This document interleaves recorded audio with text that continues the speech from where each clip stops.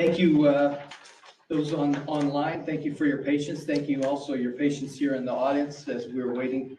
We know some of our board members in transit, so hopefully they will join shortly.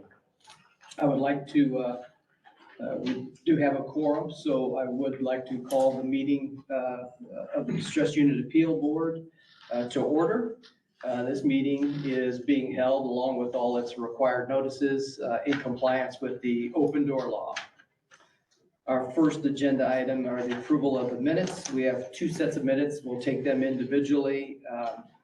The March 14th public meeting and the March 21st, 2024 executive session. So for the public meeting, March 14th, both of these minutes were distributed earlier. Are there any needed clarifications or corrections? Hearing none, is there a motion to approve the March 14th public meeting minutes? So moved. There's a motion. Is there a second? Second. Motion and a second. All those in favor say aye. Aye. Opposed, same sign. March 14th minutes are adopted. Moving on to the executive session, March 21st. Those two were distributed. Any needed corrections there?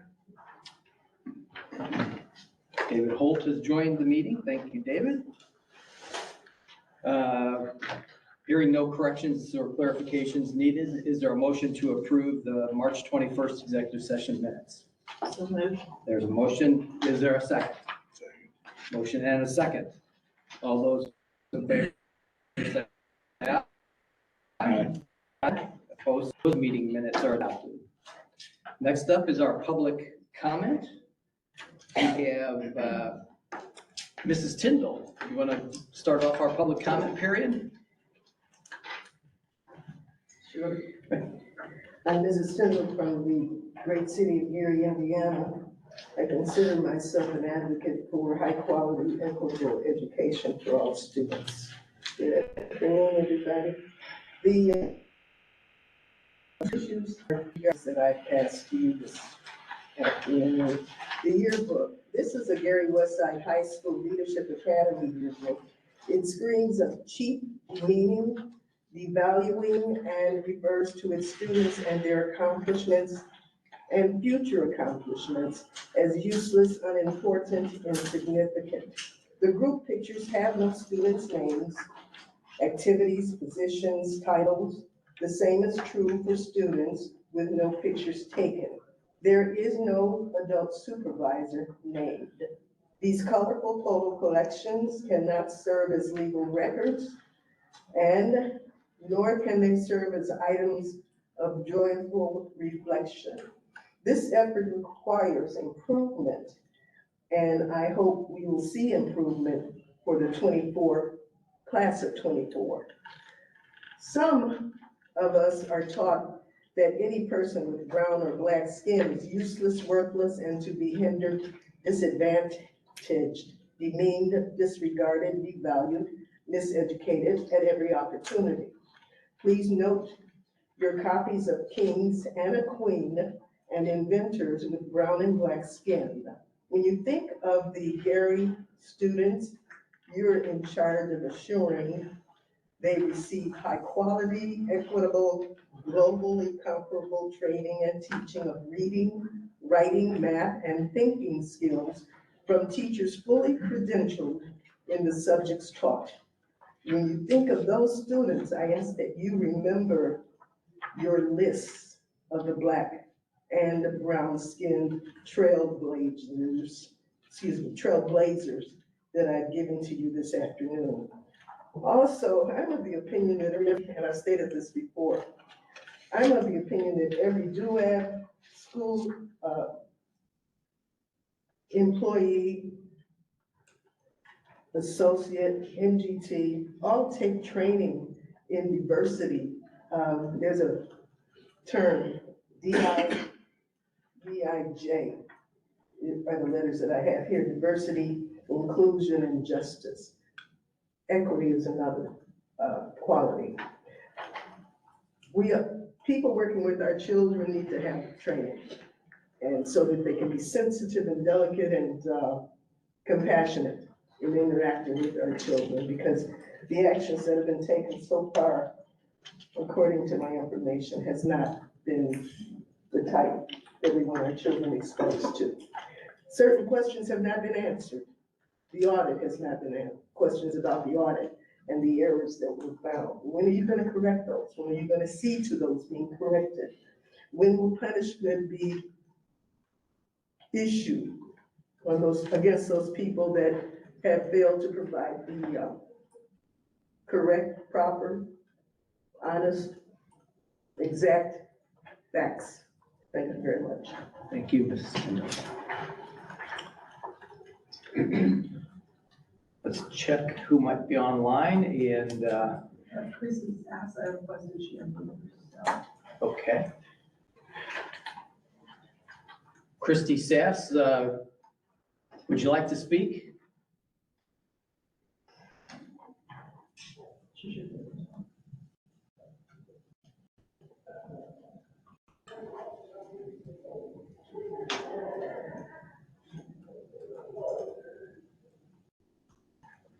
She said Oh, not today. Okay, thank you very much.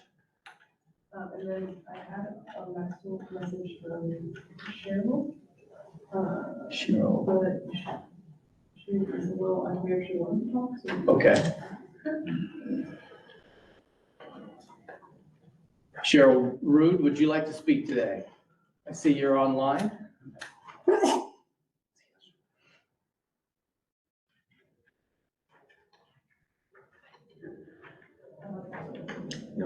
Okay, thank you.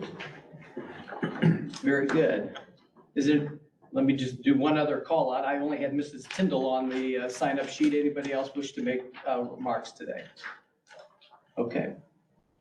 Thank you very much. We'll move into our updates.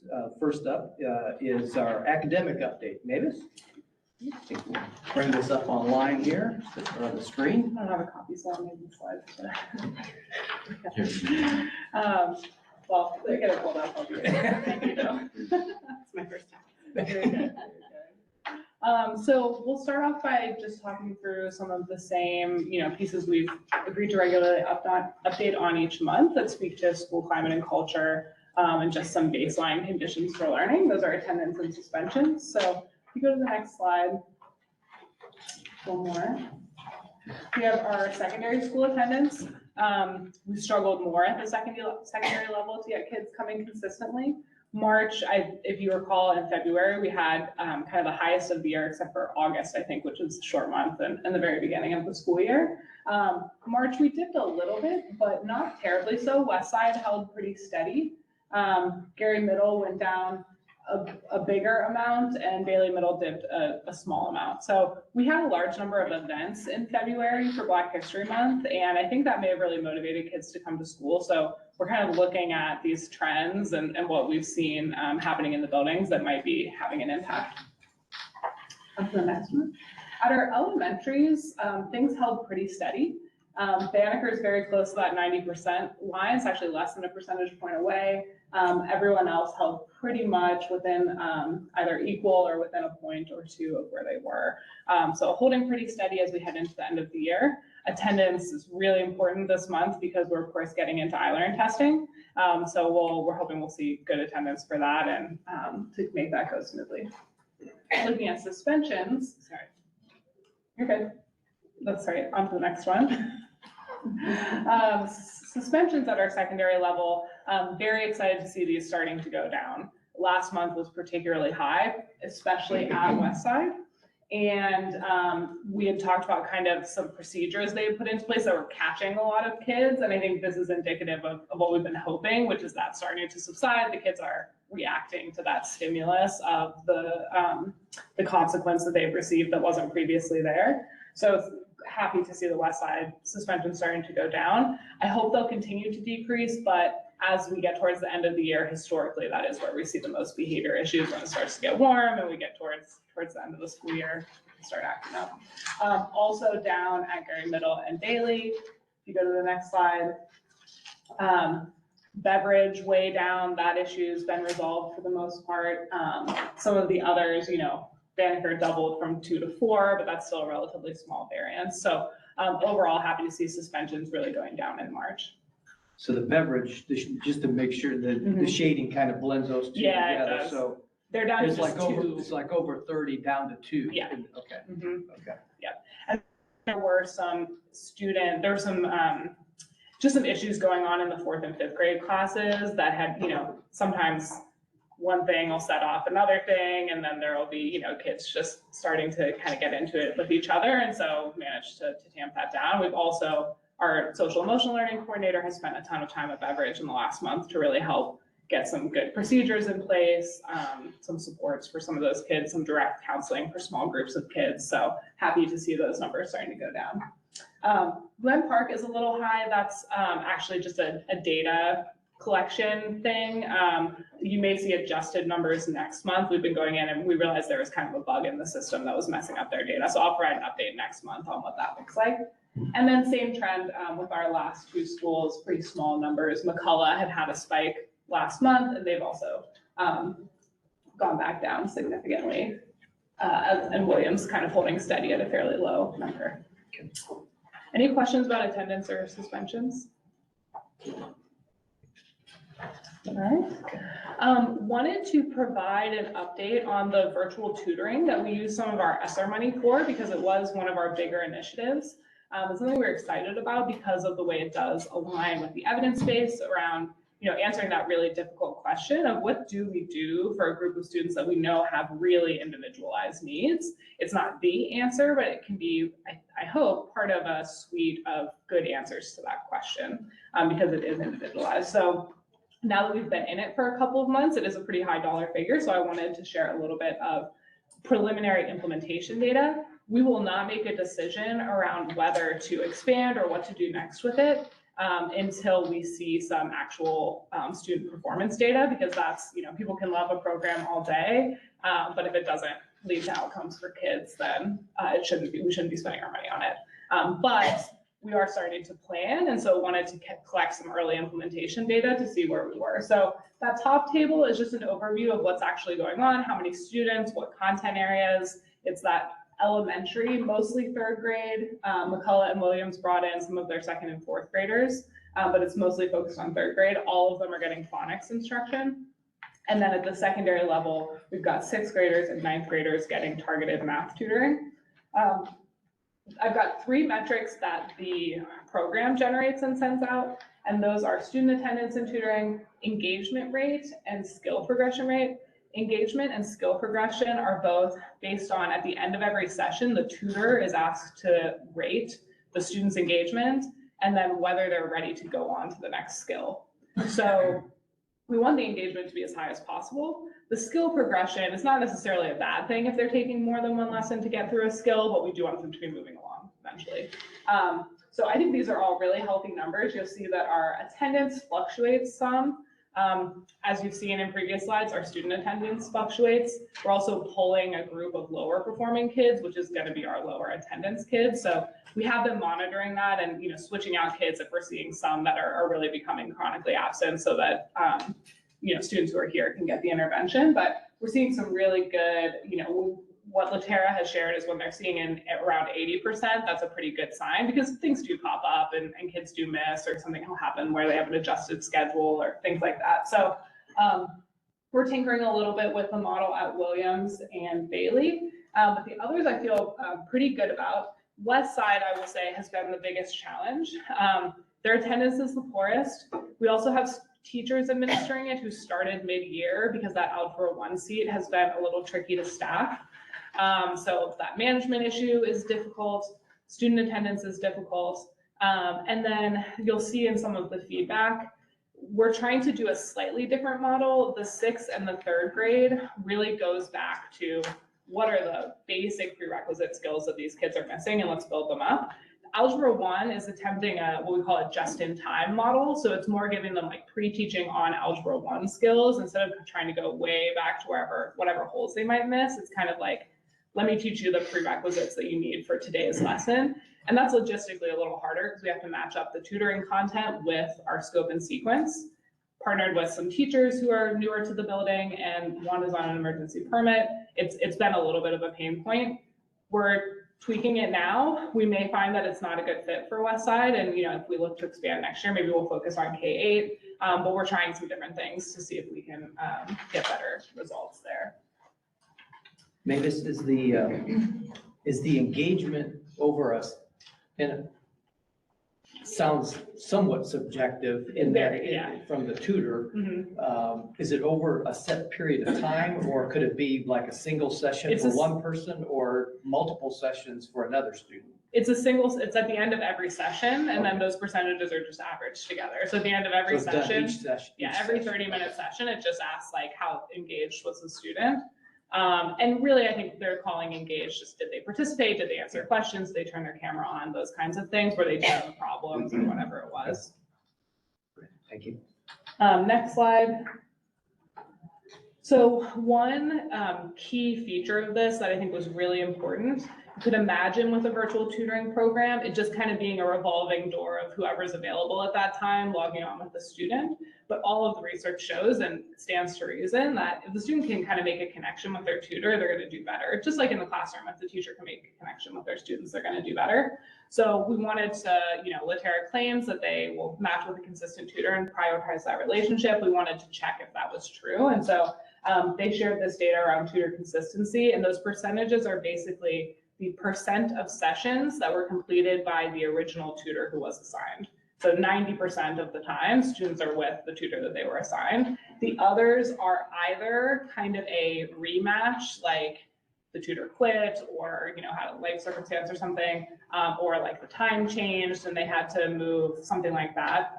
Or there could have been a substitute a few times. That happens very occasionally, but overwhelmingly, they're working with their original tutor. You may have said this, and I apologize. What was the length of time of the data that you're measuring here? We started, great question. We started at the beginning of February, and then we pulled this, let's see, the last, right before spring break. So second to last week of March. February, March. Yeah, yep. And how often a week do they go? 3 times a week, and it's 30-minute sessions, that's kind of what all the research on high impact tutoring has shown as the dosage that you want to hit. Last thing on tutoring, if you go to the next slide, is we wanted to just check in with our teachers and administrators who are administering it and see, how's it going from their perspective, because they see their students, they talk to their students about it, even just the implementation, how disruptive is it, all of those sorts of things. So we asked them a few questions here. And overwhelmingly, I think what this indicates, there's a couple of spots that we want to dig into and see if we want to tweak some of the ways things are structured. But overall, it was largely positive feedback. You can see that the blue agree and strongly agree is the majority of those graphs. Most folks felt like program implementation has been smooth, content's relevant, tutors are effective.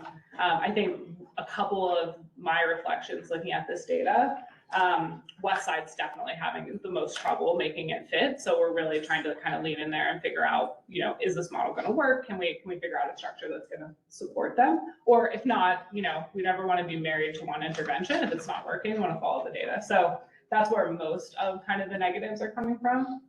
The program implementation being smooth, that one negative response was from West Side. When I see the 27% neutral on tutors are effective, saying like teachers aren't really sure if they're effective, one thing we added maybe a week before we sent this out, so it hadn't really taken effect yet, was a weekly report out to the teachers of like the skill progression, which skills they've progressed on, just a little bit more information. And instead of making it available if they log in and check, we're pushing it out in a weekly report. So trying some things there to keep the teachers more engaged in what's going on. And yeah, in terms of implementation and tech and all of those things, seems to be really positive feedback. So I'm taking this as a keep exploring options for expansion next year. Think about the best way to make it fit. But again, we're going to wait for our student performance data to really make any final calls. I have applied for a grant, the Accelerate grant, which is a research program that would work probably with the University of Chicago to support, and would give $500,000 for next year to expand this program. So we'll find out about that sometime in May, I believe. But I kind of took some of this feedback, decided quickly whether to apply or not. It seemed positive enough that it was worth going for it. So that's where it stands right now. Any questions about the tutoring before we move on? Representative Smith. Yes, I sir. apologize for being late, but the traffic was against me. I want to ask you some general questions. I didn't hear your report, but I just want to ask you. Your tutoring program, is it comprised of retired teachers or paraprofessionals? So we have a few tutoring programs. We have after-school tutoring, which is primarily our licensed teachers who are stipending to stay after school and work with some students. Those are targeted groups in preparation for our iLearn. Some paraprofessionals are helping out with that, but it's mostly classroom teachers. We have intervention specialists who are largely retired teachers who come in and do kind of pullouts during the school day in our elementary schools, mostly focused on reading. So they've been supporting some targeted intervention. And then the last one is what I was just reporting on, which is a virtual tutoring program that we're piloting this year with a partner called Latera. Your pull-out reading program, is that in addition to the directed reading in there, is it substituted for the directed? It's supplemental, so it's an addition. In addition? Yeah. Okay. So what are they missing when they're out of the classroom for this part? You know, it varies. Every principal has set it up a little bit differently. For the most part, every school, all the elementary schools have in their schedule a success time block, or we'll call it a win block, which is what I need. And that's where kids are getting some targeted interventions of some sort, whether that's working on iReady or a self-directed program like that, or small groups with the teacher or the pullout. So that's typically when they have them scheduled. Do your tutors go through training? So the intervention specialists, they do get trained on some different programs that they can use. Okay, what about for the extended day? I mean, because if you're doing the same thing, then you're probably not getting any better results. Yeah, so for the after school, like I said, it's licensed teachers. So they're mostly using, it's very targeted towards iLearn. So we're looking at our kids that are at risk of not passing, and we're doing some, practice with a lot of the iLearn released items and things like that. It's tricky because when you do after school, you're getting a different subset of kids. It's hard. You can't just pick exactly the kids that you want and match them with exactly the teachers, because you have to have, it's a volunteer to some degree. So I think there's it's not as effective as it would be in a perfect world, but some of those constraints around which teachers are willing to stay, which kids will stay, makes it a challenge. I'm a little bit concerned where the teachers don't know whether it's working or not, whether they're making a difference, because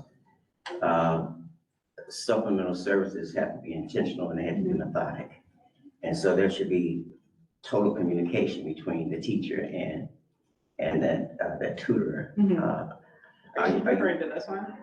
Well, Latera? you made a comment, which I heard once I got here, that the teachers indicated that they weren't sure if the tutoring was effective. Am I correct? Yes, so that was about the virtual Latera tutoring program. So that is something we're piloting. And I had the same thought, and that's why we're working with them to push out some more data and reports on how students are doing directly to the classroom teacher. So we started that right after I saw. Okay, what communication is there between the teacher and that tutor, and how consistent is it? So for Latera, I will say the teacher does not directly talk to those tutors because of the virtual nature of it.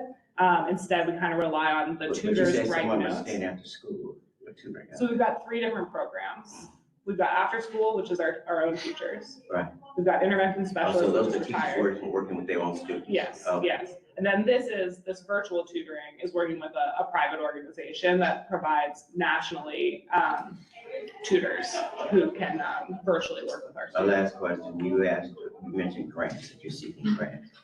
I believe that we need a grant for these students over summer more than what would occur. I'm not just talking about the third graders, but for intervention, we need to get to those students who are, we know the students who have a problem with grade 1 and 2 before they get to third grade. And I'm just wondering if we ought to be doing some prevention and intervention before we get to the retention, which the state is mandating with a bill we just passed. Yeah, focusing on first and second absolutely is a smart approach. Our summer school this year, I don't know if you've heard, the Urban League received a grant through IDOE for a specific curriculum, Lavinia curriculum model. So they will be piloting it this summer at some of our schools. And I know it's been Could you very share that successful model with me here. again? It's called Lavinia, I believe. I can send you an email about Is that it. for reading or what is? It's a full like set schedule that includes reading and math, and I think is a pretty scripted curriculum. Okay, are they using the science of reading or some other method? It'll be based on the science of reading, yes.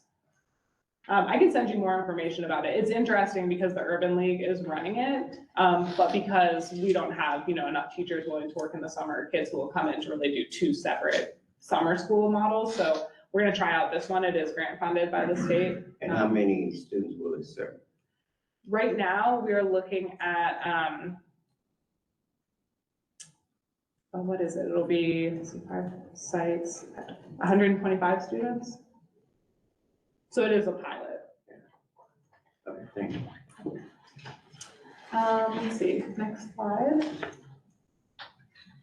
Wanted to just share a little information about our participation in the literacy cadre. Some folks had asked questions about it, so I won't read this whole slide to you. There's a lot of text. You have it, to look at later. But wanted to share that we joined the IDOE literacy cadre in 22-23. All 5 of our elementary schools are participating, and we've opted in for next year as well. That does a number of things for us. Most obviously, it funds a full-time literacy coach in each of our elementary schools. They work with just kindergarten through 3rd graders. And then those literacy coaches kind of a train the trainer model. So they receive a bunch of training in the science of reading, and they have a coach who they meet with really regularly that helps them with both science of reading and coaching cycles and how to impact change in the classroom. It's very data driven. They do pre-tests with students to see where they are. They'll, design a coaching cycle around a specific, improving in a specific part of the science of reading, and then they'll check at the end to see how it did and just help to skill our teachers up in that way. So it's been an enormous resource. They also send us curriculum products. Sometimes we receive UFly, which is a great phonics curriculum, as a result of our participation there that I think will scale up to help catch some of our older kids who are still struggling. And really all we have to do is make sure that we've got the coach there, that they're focused on what they're supposed to be focused on, that we do some data sharing with the state and do some formative assessment. And it's just been an enormous benefit to our schools, and I think has made a huge difference in the shift to the science of reading, because we don't have that much time for professional development in the schedule. So being able to have folks who are trusted, who are right out of the classroom, working with their colleagues and being able to share that information in a way that's bite-sized and accessible, and they can co-teach and model and do all those good things, has helped enormously. The last thing I wanted to speak to is our family and community engagement plan. We have already a family and community engagement team. We have a coordinator at the district level, and then in each school. And they do a ton of good work just helping connect with families, answer questions, be kind of a point person. They support our McKinney-Vento homeless students. A lot of really good work embedding in the community and helping to make that connection.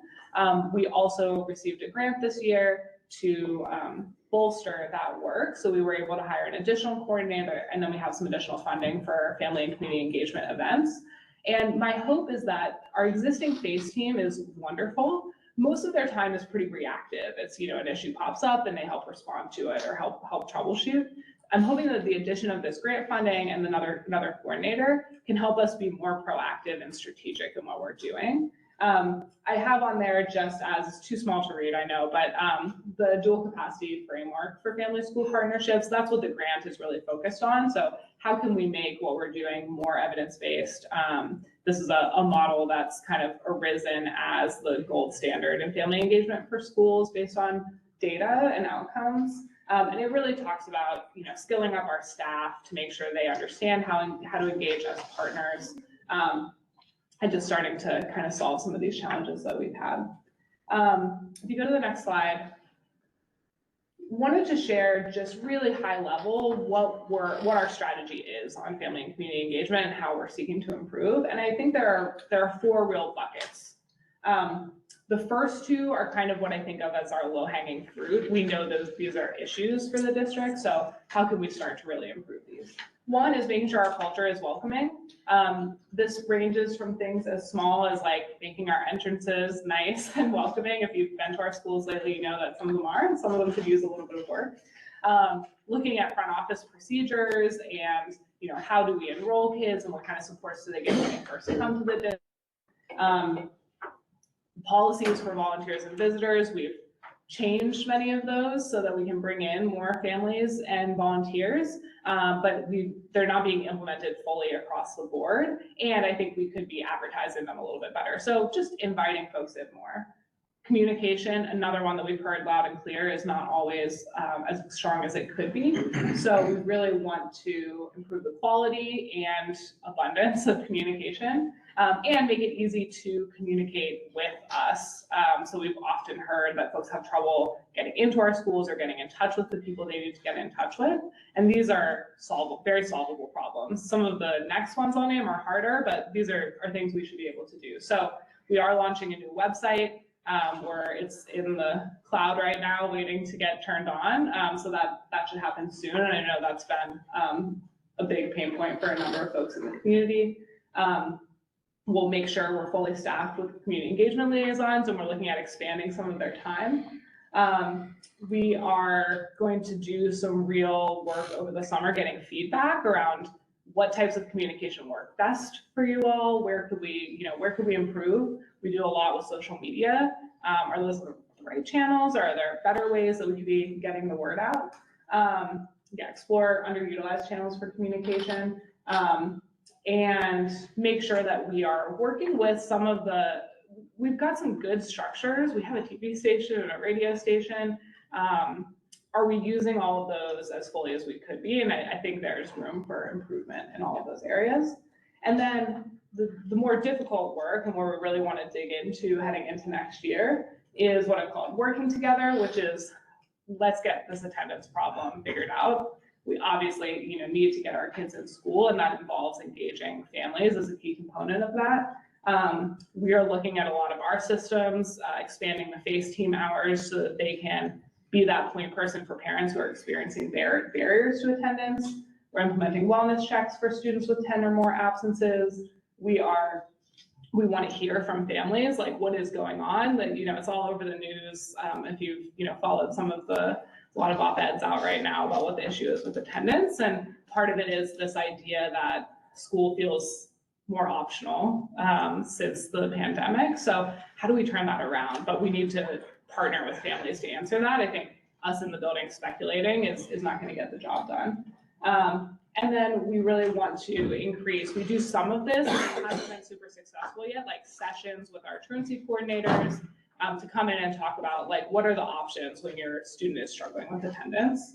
And then lastly, focusing in on literacy. So many kids learn how to read at home. We're doing everything we can to do that work in the school, but how can we help families supplement that at home, set their students up for success at home, and recognize when there's a problem that they need to be aware of at home.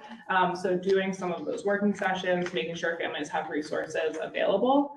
We've done a couple of those this spring, but really want to work heading into next year to dial in on that and make it more systematic. Very good. Question. Yes, Dr. Yes, I'm encouraged about what I see here, because I think one of the mistakes that MDT made initially was pushing parents out of school. Because Gary had a tremendous parental program. And I know because I worked with the system for 26 years. When you start talking about engagement, I think means a little bit more than what you have up here, and I'm just offering suggestions. Especially on the working together, parents are part of the team. And if you want more touchdowns and win more victories, you got to involve their parents more directly. I see it with attendance, but I don't see it with the academic program. And one of the things that we did in my schools, I served as a practicing principal for 20 years, we did parent workshops. So the parents know how to teach or share experiences with students. also with our Christmas experience, our Easter experience, those week, 2 weeks and weeks, there's gonna be some regression, especially over summer, if you're talking about 8 to 10 weeks. And so I put together packets for the parents to use during a week off or 2 weeks off or the 10 weeks off that we had back. And I don't know how many weeks you have for some recess now, but it used to be 10 weeks. Yeah. Okay. And they were fun things, for example, Christmas things. All the activities deal with fun activities dealing around Christmas, okay? For the summer, the things that you can do when you're on the street, rolling, the rhymes that you can do, the songs that you can sing, all those kinds of things, I think are very important if you want to reduce regression. Our students in Gary are already behind, and they're gonna lose more. Mhm. If you're not progressing, you're regressing. There's no stability and like no stable point, no point where you're not going one way or the other. And so it would be beneficial, I would think, if you got some community people together as well as some leadership in putting those packets together. Mhm. And not just giving it to them, because you need to bring them in Yeah. and explain it and empower them. You gotta empower your parents as one of the child's teachers, you got to, and it can be done. Absolutely. Yeah, I think a great points about holiday regression, absolutely. I think the bringing parents in and workshop piece, we want to start, or we've talked about starting with some of the reading and like, how can you support that reading at home? But certainly indeed across the board. Yeah, well, we need to focus on reading and math, because Yeah, I know the math 3% is- in one area and 7% in another area, so, we got a lot of growth. Absolutely. And, it's hard to make progress when you're at the top of the hill. Yeah. So if you're at the bottom, you can make a whole lot of growth. Yeah. Cause we're probably sub-basement, at this point, so I think that you're gonna give some thought to those things, because I do know they work. Absolutely. Great, and then I think that's it for me. Any other questions for Mavis on the academic update? Okay, let's move into operations. All right, well, the operations update this month is really a complement to last month's around deferred maintenance and capital projects. We are creating, first I wanted to just give a little preview of our building grounds and maintenance department. You see the major expenses, and these are just annual maintenance expenses, not deferred maintenance projects or anything like that. And we've created a budget of around $3 million for annual maintenance. And you can see that leaves us a little money to do special projects and type of things like that outside of the major areas where we spend our dollars. Next, please.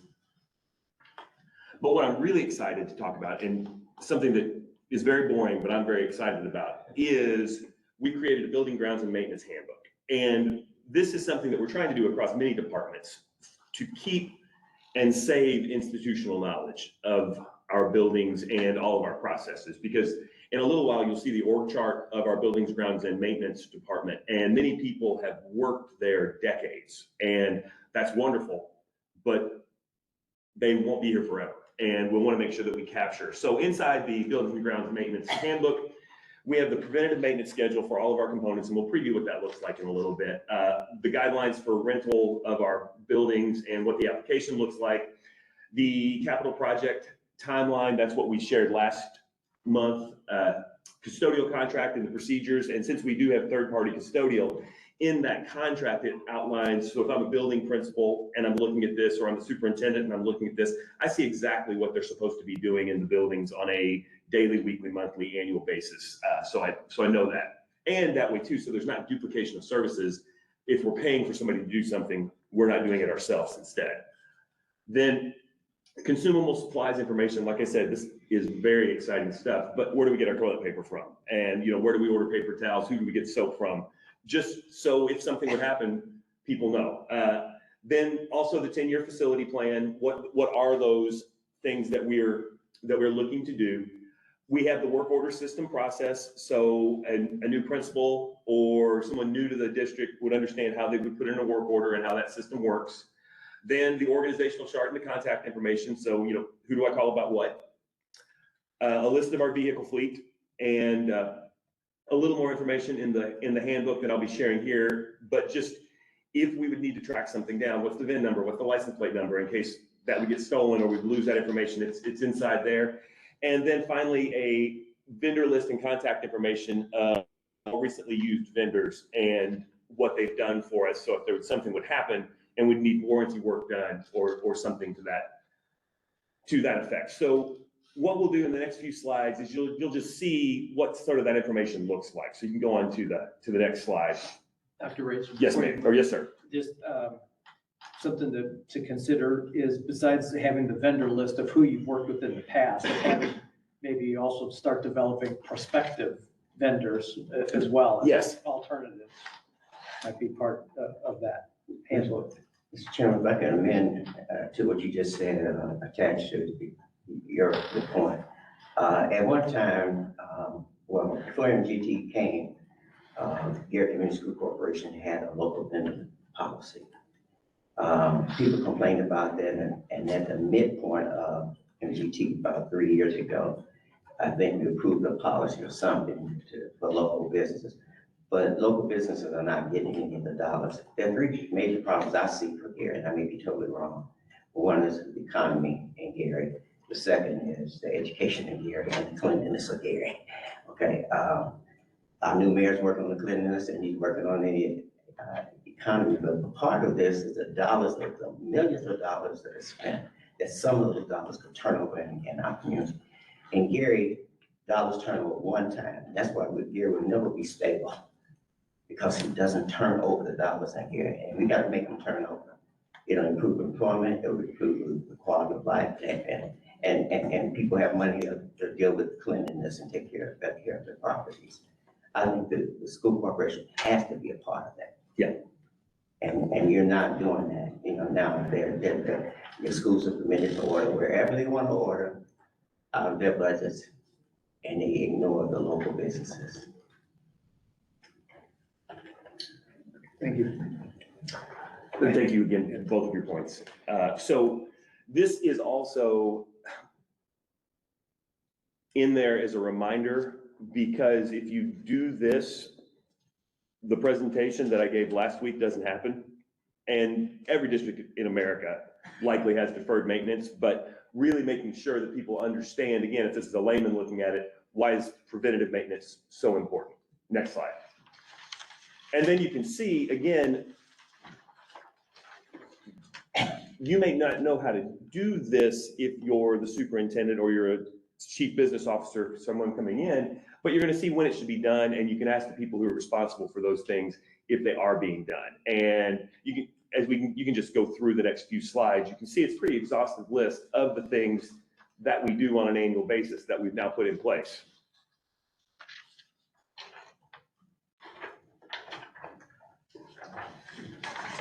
Here's the organizational chart I was talking about, and a pretty impressive tenure for a lot of these folks, and a lot of dedication to keeping our buildings in great running order. And when you have the deferred maintenance problem that we have had, this is where institutional knowledge is so huge, because these folks know that one lever you can turn to get the heat back on, or what's happened before in the past that might be a symptom instead of the actual problem. And it is a pretty, for a 10 school district, it's a pretty lean maintenance department as well. So they definitely do a fantastic job for us. Next, please. So, and again, not sexy stuff, but we have a list of our vehicle inventory, because there should be a replacement cycle for those as well, and making sure that we have a handle on that. And some of these vehicles, it may seem like we've had them for a long time because we have, but they may not be getting the mileage. If it's something that's purely plowing snow, it's driving just a few miles a year, but so you can hold on to vehicles longer. Next. Then we handle our lawns and grounds in-house and out of house. This is our in-house crew and our in-house equipment that we have. Next slide. This is a list of the grounds that we handle in-house as well as the grounds that we handle with a third-party vendor and who that is. And also our mowing schedules. With schools, you can typically get away with a 2-week mow cycle or a 3-week mow cycle. One of the things that we are further looking at, again, just super exciting stuff, is a mow, slow mow, and no mow areas. Are there areas that do need to be mowed every time we mow, but are there other areas that we can wait maybe a month in between mowings? And then are there areas that we could reforest, if you will, that don't need that are still maintained and taken care of, but good for the environment, also good for manpower and hours. Next, please. Then something that I've bragged about on the team quite a bit this year is we went to an internal snow removal team, and it saved the district well over $250,000 this year. Because the previous contract and the way contracts for snow removal work with third-party vendors is it's basically like buying an insurance policy and you pay for it up front. And this year we would have used the vendor 2, maybe 3 times.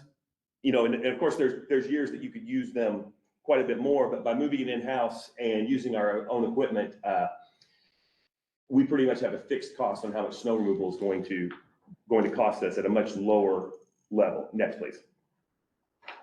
And then as well as what our snow removal fleet looks like and what they can do. Next. Okay, we're going to transition into the financial update, and we should be pretty familiar with these documents. Again, this is a presentation that we're expecting the new administration to get to the board every month as they close out the previous month. So this is our 2024 financial forecast based on 3 months worth of data as we closed out Q1. You can see that I think the big thing to look at is for this year, we're gonna have an overall operating surplus of almost 19%, and an operational cash reserve of almost 58%. So very strong year. I do wanna say that these March financials aren't fully closed out, but the last week of the month was spring break, so there wasn't a whole lot going on that week, but we will have the updated complete numbers for you in the next month's presentation as well. Next, please. So our budget versus actual, you can see that we are in the education fund a quarter of the way through the year and about a quarter of the way through what we expected to budget. It's a very static fund, looks very similar every month as we go through it. Next, please. Oh, looks like our slides may have gotten out of order a little bit. This is oh, that's okay.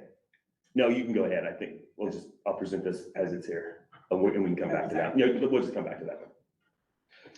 So this is the 5-year forecast, which again gets updated as we look at how the year works out. Again, 4 strong years into the future. But as we get closer to 2028 and 2029, and again, remember that this is assuming flat enrollment, and we're seeing enrollment growth at this time, and the referendum not being renewed, the district will run a deficit in school year 29-30. Next, please. Looking at the operations fund, you can see what our big expenses were. Some IT supplies that we had within our budget, as well as transportation, which is always going to be a big expense for us during the school year, but doing pretty well against the operations fund. Pretty static spending there as well. Next, please. Debt service, we didn't have anything in March come out of debt service, so that budget stays the same. And then the referendum fund, it's going to look very similar every month, as well as the money gets sent with $100,000 to education and a $600,000 transfer into operations. And that concludes my presentation. That's just a standard transfer that we're Yeah, going to see every single month. Every month, yes. Okay. Very good. Any questions for Dr. Razor on operations or the financial update? One other thing that I will bring up is next month, we'll be bringing forth a 1065 amendment as we're getting quotes in on the projects that we recommended, some coming in high, some coming in low. May need to shift some funds as well as some ESSER updates. As May is the last month that we can make amendments to the ESSER plan. Okay. Mr. Chairman. Yes. Last month, you reported on the fact that you predicted in 5 years will be financial difficulty again. And you had, I think, ways to prevent that. And one of them was gaining more students. Yes. I want to know what your marketing plan is for retaining students when this year ends and gaining more. Well, if you recall, I was going to invite you to the meeting that we have upcoming. And I can. So you haven't developed it yet? No, we've started developing it. We've taken because we were in lockstep with you. We're doing different billboards that you can read that don't have, that have just a very clear message on them, and less yard signs. There will be some, but not making that the focus of it. And then we found the most effective way is really grassroots, and it's using our face liaisons, getting out, getting into the community, talking to families, and it's like running for office. You got to get out and meet the people. Glad to hear you just going that way, because we have not done it in the past. Not you, because you weren't there, but MGT hasn't done it. The charter schools outmarket us very much so. They know how to do it. And it's because many of them are run by businesses. And schools are supposed to be business-like, but they're never a business. They shouldn't be considered this. People want to make them equate it to that. They're not. But I look forward to the invitation. Yes. Okay, thank you. Thank you very much. Our next agenda item is the 1065 and the School Improvement Fund claims docket. I think we had about 15,000 worth. Are you gonna? Dr. Razor will take this on behalf of Pete Miller, who's not here today. I will channel my best. Well, good luck on that. Yeah, the 1065 docket is really things at Westside that we've talked about needing before. Some work at Beveridge, as well as work at the Career Center. Martin Riley doing some advising for us on some things, as well as just general maintenance of the Glen Park and McCullough buildings as well. Okay. Very good. Just one question. So that 15,000, added to the previous approved seems to have soaked up all of our contingencies. So what happens? Yes. What happens if we have contingency draws going forward? Where do we go? So that's part of us for next month with the edit, is looking at prioritizing projects, also through other surpluses that we currently have in the operations fund. We also have it came in too late to bring forward for this. We found a company that's on state contract for the LED light upgrade that I'd spoken about, and coming in at substantially less than our other bids did. And so that should free up some money that we'd set aside for LED upgrades, and hopefully that can go to, again, create a contingency fund. But we will make edits so there are the ability, even if it is allocated out of another fund and budgeted that way. I do believe this is an action item where we accept the docket. Is that correct, Emily? Okay.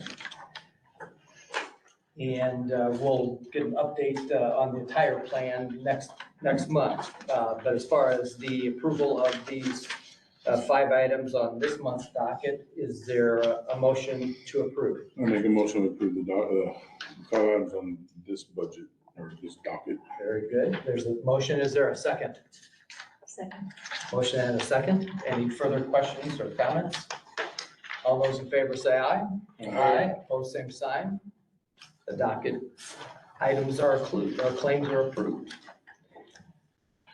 Next, we have a review of the authorizations to the executive director. We have 3 items here. Again, in Pete's absence, who did the approval, according to our policies. But is there any overview to Yeah. this that you want to, I mean, we have the west side HVAC coil replacement, and then the overnight, the security, and then the, I think, iPad from Apple. Yeah, so I'll go in reverse order. The iPads from Apple are part of a replacement cycle that we've started in this year's budget to put us on a recommended replacement cycle for all technology, and we are getting those through Apple. And although it looks like the Federal Trade Commission wants to weigh in on it, Apple does tend to be a monopoly, and they're a sole source provider, so that's why we're doing that one. Overnight security is another, one of the things we've really tried to foster this year is find a better way, because dollars are shrinking, and we've had an overabundance, and ESSER funds helped us with additional security, and we were using a third-party vendor for overnight services, and sometimes the service wasn't as great as we would care for. Our director of security did the math and realized that he could hire one employee to do the overnight shift for us for the same work and save the district about $100,000 a year. So that's $100,000 savings to create a overnight roving position that will, if an alarm goes off or something like that, shows up on site for those, or notifies the police. And then finally, the West Side Coils is actually the completion of a project that had been started and then had to be put on pause due to an issue with the vendor that we were using at the time, and now has become really pressing with the conversion back over to air conditioning coming probably in the next 30 days. Very good. Any questions for Dr. Razor? Thank you for the overview and standing in for Pete. These are expenses that conform to DUAB's policy regarding the delegation of the approval of these expenses. Sure. Yes. Question, how many of our schools, the limited number we have, I work with the school system, those 40 buildings with 48,000 students, but that's all changed. The few buildings we have, every year we're letting people, just closing schools because of AC. Where are we with our buildings? What quantity of those buildings have air conditioning? They all have air conditioning. Y'all have them? Yes, and it's one of the major focuses of this year's projects is HVAC remedy across the board of all the buildings, making sure that we've got them in good shape moving forward, and then have a good cycle after that. Thank you. That completes our scripted agenda here. Is there any other business to come before the board today? There may be some changes to the date that we set for the meeting in May, so we're still working on that just because of some schedule conflicts that have arisen lately, so stay tuned on that. If there's no other business, we stand adjourned. Thank you.